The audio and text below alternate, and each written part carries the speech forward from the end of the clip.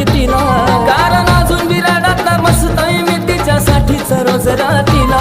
भले डोळ्यातून नाही हृदयातून